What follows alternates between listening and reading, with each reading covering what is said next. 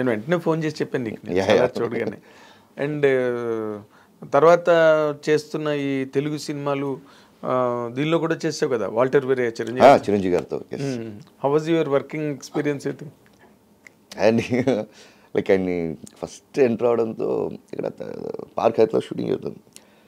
బాబీ నాకు చెప్పాడు director, darling వచ్చేసాడు, అన్నీ వచ్చేసాడు అని చెప్పాను. టప్ టప్ టప్ కొట్టుకుంటూ వెళ్ళి అలా మానిటర్ ఇలా చూసి నేను ఫస్ట్ టైం ఆయన లైవ్గా చూస్తున్నాను. లైక్ నేను మాట్లాడలేకపోతే యాక్చువల్గా డైరెక్టర్ తీసుకెళ్ళి ఇంటర్వ్యూ చేస్తున్నాడు, బాబీ తీసుకెళ్ళి చూసినప్పుడు నాకు మాట్లాడలేదు లైక్ సార్ ఇంకా అంతే. ఆయన అర్థం చేసుకుంటారు కదా, లైక్ ఫ్యాన్ బై మూమెంట్ అది. చిన్నప్పటి నుంచి మనం చూసి చూసి పెరిగి ఆ స్క్రీన్లో ఆయన ఇన్స్పిరేషన్ తీసుకుని అంత వచ్చి ఆయన లైవ్గా చూడడం, ఆయన పక్కన కో యాక్టర్గా ఉండడం అనేది it's like gifted. It's a great gift. అంటే ఆ జనరేషన్ ఈ రోజు కూడా ఆయనకి ఫ్యాన్ బేస్ ఎక్కడ తగ్గలా పెరుగుతోంది రోజు రోజుకి, ఈవెన్ టుడే. అయ్యో కాంబినేషన్ సీన్లో చూడగా నేను అన్నాను సార్ ఏజ్ ఏం కనబడట్లేదు, లైక్ ఆయన కళ్ళు అన్ని మాట్లాడతాయండి, ఆ రియాక్షన్స్ అని with in ice will give everything, the smile and everything టక్ మార్చేస్తాను. ఆయన that is great actor sir, your eyes speaks a lot sir. అసలు ఏం కానీ మళ్ళీ చిన్నపిల్లలు అయిపోయారు ప్లే గోడ ఆయన లైక్ ఎగ్జాక్ట్లీ లైక్ ఆయన నుంచి మాట్లాడితే చాలా కావాలి. అవును, అంటే నువ్వు నార్మల్గా ఒక పట్టుదల, ఒక పంతం ఉన్న మనస్తత్వం ఉండేది. బట్ ఒక రజనీకాంత్ గారు, చిరంజీవి గారు ఇలాంటి వాళ్ళని చూసినప్పుడు మాత్రం నువ్వు మామూలుగా చిన్నపిల్లడు అయిపోతావు కదా. అంతే అండి. ఆ బాబీ సింహ ఉండడు లైక్ అంత ఇన్స్పిరేషన్. వాళ్ళని చూసే కదా మనకు ఆశ వస్తుంది, వాళ్ళని చూసే కదా ఈరోజు ఇంతమంది యాక్టర్స్ ఉన్నారంటే, ఇంతమంది ట్రై చేస్తున్నారు ఇంకా అంటే ఎక్కడి నుంచి ఇన్స్పిరేషన్. నువ్వు తెలుగు వాడివి, తమిళ నటుడివి, సరే తర్వాత తెలుగులో కూడా చేస్తున్నావు, ఇప్పుడు అదంతా తెలుగులో నిన్ను ఎవరు ముందు గుర్తించలేదు, నువ్వు ట్రై కూడా చేయలేదు. ఇప్పుడు ఈయన చిరంజీవి గారి సినిమాలు చిన్నప్పటి నుంచి చూసి పెరిగి, రజనీకాంత్ గారు అక్కడ చూసి పెరిగి, వీళ్ళిద్దరు తాలూకా ఇన్ఫ్లుయెన్స్ నీ మీద ఉంది 100% కదా. 100%. నీకు వాళ్ళిద్దరి మధ్యన కనిపించే బేసిక్ డిఫరెన్స్ ఏంటి, లేకపోతే ఒక కంపారిజన్ ఏంటి?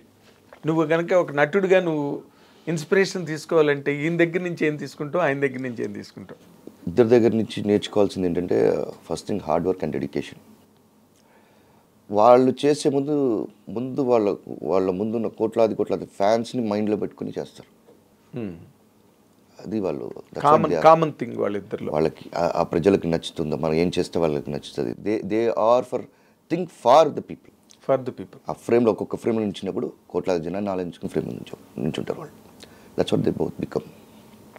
అంత హైలోకి వెళ్ళడానికి డిఫరెన్స్ ఏంటి? డిఫరెన్స్ ఒక్కొక్క యూనిక్ స్టైల్స్. రజనీ సార్ దగ్గర ఒక వేరే బాడీ లాంగ్వేజ్ ఉంటుంది, చిరంజీవి గారి దగ్గర వేరే బాడీ లాంగ్వేజ్ ఉంటుంది. They are like peculiar. You know peculiar, I know peculiar. అవును, ఎగ్జాక్ట్లీ. రెండు ఒకేలా ఉంటే మళ్ళీ అది ఉండదు. Yes, correct. పెక్యులర్స్ రెండు extremes. Unique styles and extremes. మొన్న చిరంజీవి గారికి పద్మవిభూషణ్ కూడా వచ్చింది. కంగ్రాచులేట్ చేశారా? చేశారు, మెసేజ్ పెట్టారు సార్, రిప్లై చేశారు, థ్యాంక్ యూ మై బాయ్ అని చెప్పి. Very nice, very nice. ఇప్పుడు తెలుగులోని ఏమైనా అవకాశాలు ఇప్పుడు వస్తున్నాయా? వస్తున్నాయండి, but I'm very choosy. Okay.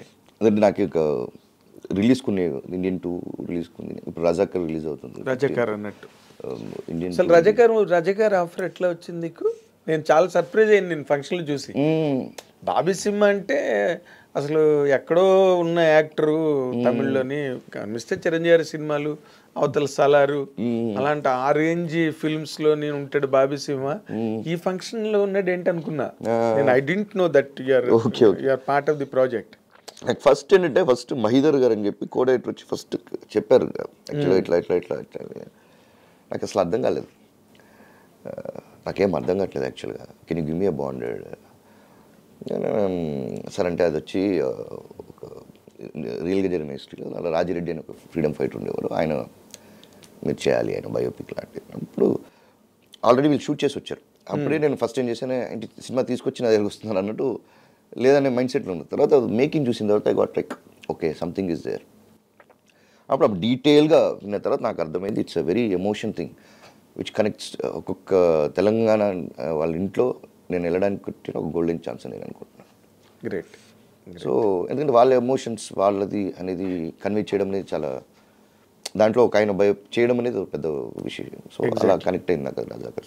Telangana emotion అది ప్రజాకర్ మూమెంట్ అంటే బిగ్ ఎమోషన్ అది.